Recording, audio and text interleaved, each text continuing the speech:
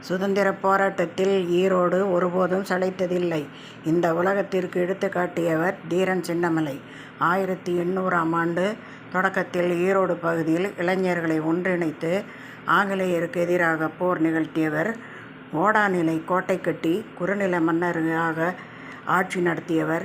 இவருக்கு துணை நின்ற சுதந்திர போராட்ட வீரர்கள் பொல்லான் உள்ளிட்ட போராட்ட வீரர்களும் சுதந்திர போராட்டத்தில் தீபச்சுடர்களாக இன்றும் மக்கள் மனதில் நிறைந்துள்ளனர்.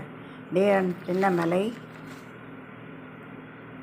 போராட்ட களத்தில் உலகத்திற்கு ஒருபோதும் சளைத்தவரில்லை என்று தன்னை நிரூபித்தவர் சுதந்திர போராட்ட வீரன் தீரன் சின்னமலை. அவருடைய நினைவை நாம் மனதில் நினைவு கூர்வோம்.